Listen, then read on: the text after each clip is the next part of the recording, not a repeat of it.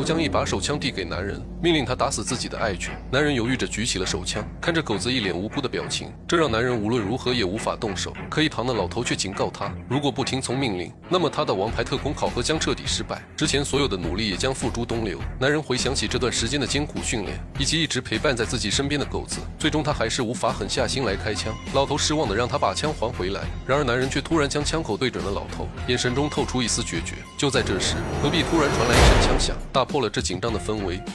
At least the girl's got balls. 因为对狗子的怜悯，他被开除了特工资格，带着爱犬回到了久违的家中，看着镜子中的自己，这段日子的经历就像一场梦。塔伦原本是个游手好闲的小混混，直到这天，他遇到了父亲生前的搭档哈特，得知父亲曾经是一名优秀的王牌特工，而作为他的遗孤，塔伦有资格成为一名候补特工。可面对眼前西装大叔的提议，他却毫不犹豫地拒绝了，因为他不相信会有这种天上掉馅饼的好事。就在这时，一群寻仇的小混混找上了他，哈特本想以文明的方式劝对方离开。You should get out of the way, Granddaddy will get out and all. You ain't joking, you should go. 哈特听后二话不说，直接穿过人群，随即他来到门口，不紧不慢地关上房门，插上插销。他可不想让任何一个混混跑掉，这挑衅的行为顿时引起了混混们的仇恨。哈特见状丝毫不慌，他率先出手，桌上的酒杯如出糖子弹般，精准命中了领头的混混。这一幕顿时让众人看傻了眼，但很快反应过来的他们，立马挥起拳头开始反击，却被哈特轻松化解。接着所有人都一拥而上，哈特手持黑伞游刃有余，一招一式都充满了优雅气质。小胖子抄起一瓶啤酒想要偷袭，却被伞柄中射出来的电击圈当场禁锢。不到2分半的功夫，所有小混混都被他打倒在地。新来的领头混混刚想掏枪反击，眼疾手快的哈特迅速撑开黑伞，轻松挡下了所有攻击。就在男人一脸懵逼时，哈特扭转伞柄启动飞行模式，对方在旋转2周半后当场晕死过去。酒吧老板刚想报警，哈特只是转动了一下手表，一针麻醉剂就放倒了老板。目睹了一切的塔伦被眼前这位帅气优雅的西装大叔彻底折服，他同意继承父亲的衣钵，成为一名优雅帅气的王牌特工。随后两人来到一家裁缝店的衣帽间里，只见哈特伸手触碰镜面，随着指纹识别成功，整个地板竟开始缓缓下沉。 How deep does this fucking thing go? Deep enough.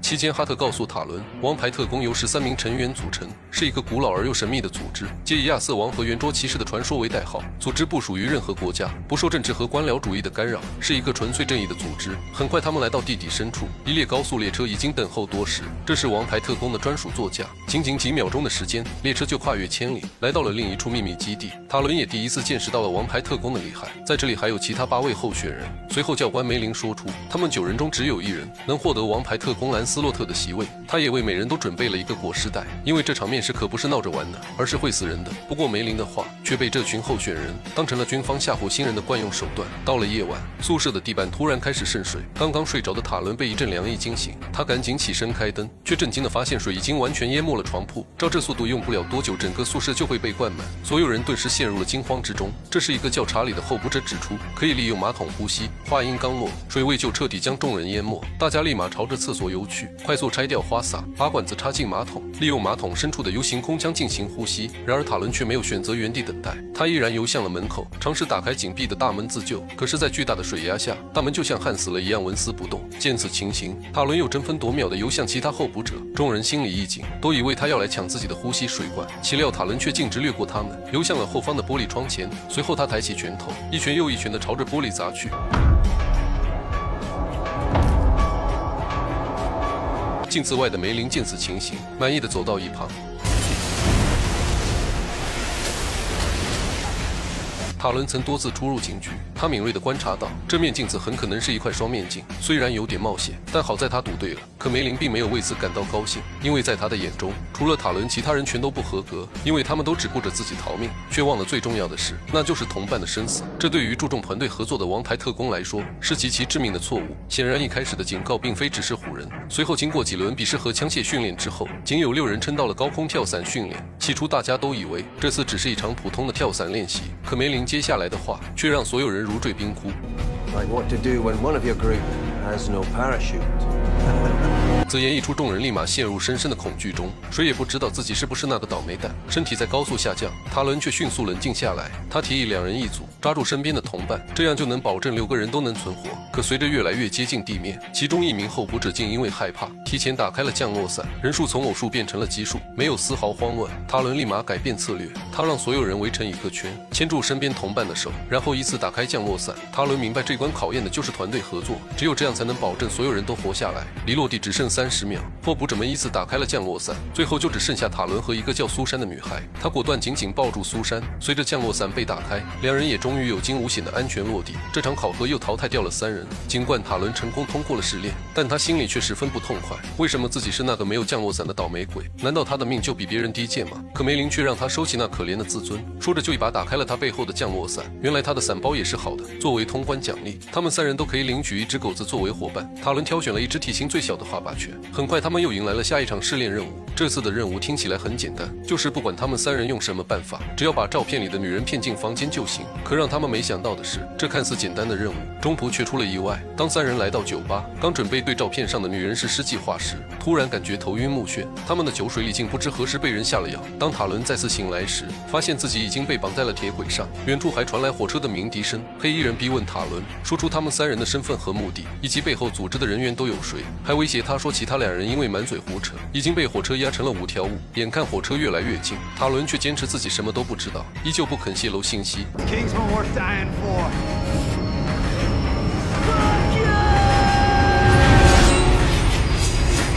然而随着火车驶过，哈特却出现在眼前，塔伦也安然无恙。原来这场试炼考核的内容就是对组织的忠诚。同场考核的查理因为害怕，已经把所有信息都泄露了出来。最后只有塔伦和苏珊成功通过了这场考验。哈特作为塔伦的推荐人，对他近期的表现非常满意，于是就带着塔伦来到了一家西装店。这里表面上是经营高端定制西装的，实际上却是王牌特工的秘密武器库之一。从涂满剧毒的伸缩斜刀，到可以远程操控毒素的定制钢笔，还有能瞬间释放5万伏电压的戒指。大大小小上千种黑科技装备供君挑选，只要塔伦通过最后一场考核，他就能像父亲一样成为一名优秀的王牌特工。很快到了考核当天，他见到了王牌特工的负责人亚瑟。可在选择杀死爱犬和成为王牌特工时，塔伦毫不犹豫地选择了前者。因为这可笑的怜悯心，他被开除了特工资格，但他一点都不后悔自己的选择。这时外出的母亲回到家里，见儿子回来，他满心欢喜。可看着母亲脸上的心伤，他知道这是继父的杰作。塔伦再也忍无可忍，赶忙开车找到身为混混头子的继父。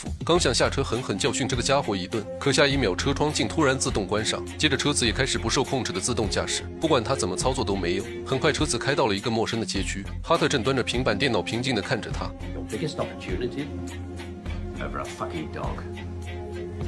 And then you humiliate me by stealing my boss's car. 说完，哈特打开了一间房门，里面放着一只狗子的标本。原来当年他也面临同样的选择，而他选择了开枪。大卫不敢相信，自诩正义的王牌特工怎么能做出如此残忍的事情？但哈特接下来的话却让他彻底愣住了。原来最后考核的枪里根本就没有子弹，开不开枪都是为了测试他对组织命令的执行力。第一关那的被溺死的女孩也是假死，这些都是肉体和心灵医药的极限测试。不等塔伦消化完这些信息，梅林突然传来消息，找到了杀死王牌特工兰斯洛特的凶手。也是因为兰斯洛特的牺牲，组织在决定招募有潜力的新成员，来补齐圆桌的12席位。哈特让塔伦待在这里等他去处理一下，很快回来。可塔伦没想到，这一分别竟成了永别。随后哈特根据情报来到了一处教堂，但这里只有一群狂热的教徒。他刚想起身结束调查，就被身边的狂热女教徒劝阻留下听教。而一直在幕后监视的老黑局长立马打开了某种神秘按钮，紧接着一种能影响大脑频率的超声波顿时从所有教众的手机中释放出来。女教徒还在不停地劝哈特留下，可哈特却一脸平静地从怀中掏出手枪，毫不犹豫地送走了唧唧歪歪的女信徒。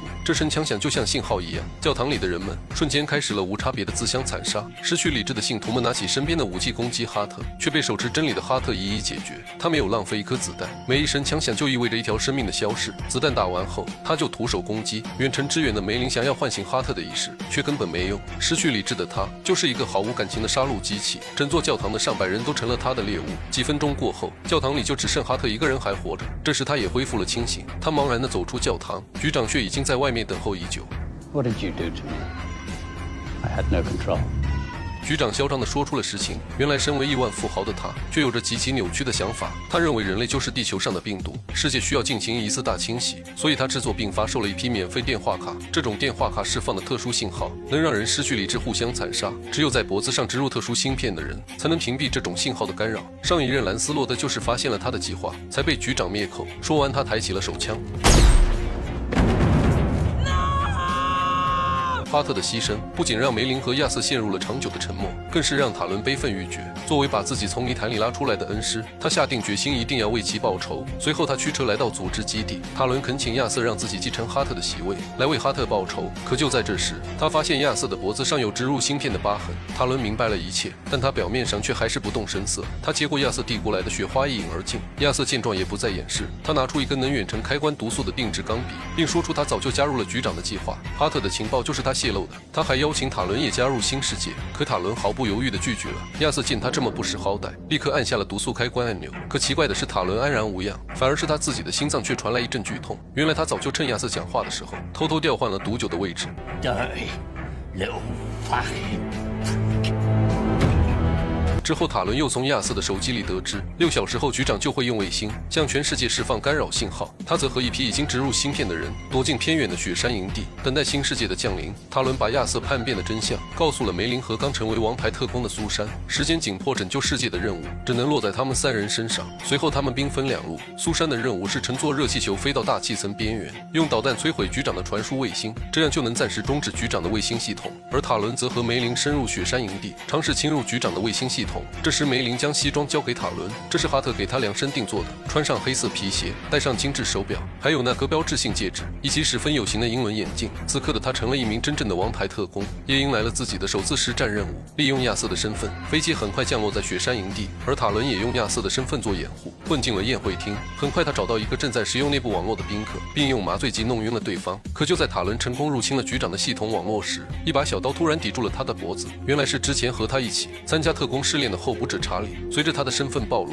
察觉到情况不对的局长立马把清理计划提前到2分钟后。飞机里监控一切的梅林赶紧催促苏珊摧毁卫星。此时的苏珊也已经飞到了大气层边缘，不过空气和温度的骤变瞬间炸毁了他的一颗气球。好在他稳住身形，再次瞄准，最终成功发射了一枚导弹，摧毁了一颗卫星。这也让局长的计划暂时落空。而塔伦则利用电击戒指成功摆脱了查理的控制。在梅林的远程指挥下，他在犹如迷宫一样的营地里寻找出口。此时的他不仅要解决赶来的追兵，还要应付各种武器的攻击，但还好他身手了得，再加上有防弹西装的协助，很快这些追兵都被他轻松解决。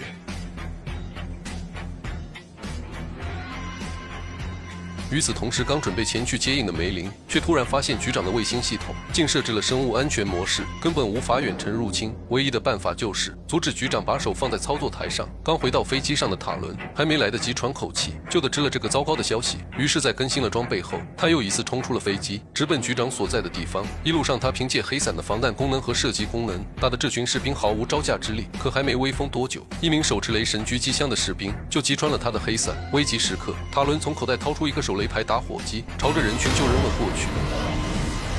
可随着携带的火力逐渐耗尽，他最终还是被逼到了绝路。而梅林那边也即将遭到火箭弹的袭击，生死存亡之际，塔伦想到追随局长的人脖子上都植入了可自爆的芯片，既然无法入侵局长的卫星系统，那就入侵芯片的自爆系统。局长立马察觉到芯片系统被入侵，可不等他做出反应，梅林就已经启动了自爆程序。士兵们突然感到脖子一阵不适，下一秒他们的脑袋就像烟花一样依次爆炸。凡是安装了芯片的都没能幸免，不管是正在开会的各国首脑，还是宴会厅里的权贵人士，所有人都变成了绚烂的烟花，这让局长彻底愤怒。他利用另一台备用卫星重新激活了系统。随着电话卡信号被释放，全球各地的人们都陷入无差别的自相残杀，人类社会秩序逐渐崩溃。此时正准备去干掉局长的塔伦突然被密室里的女人叫住，原来她是被囚禁在这里的公主。公主表示只要塔伦能成功拯救世界，她愿意让塔伦走后门。塔伦听后顿时有了使不完的力气，捡起一把步枪就开始行动。很快赶到宴会厅，局长的得力干将卡米尔打破玻璃，直接杀向了他。锋利的腿刀瞬间切断了塔伦手中的步枪，两人进入了近身肉搏。面对卡米尔锋利无比的腿刀，塔伦灵活的闪转腾挪，顺手抄起一根钢管抵挡。可仅仅几个回合，钢管就被切成了短短一截。扔掉手中的钢管，他径直朝着卡米尔攻了过去。两人在空中交手，塔伦灵活躲过对方腿刀的同时，找准时机弹出鞋里的毒刃。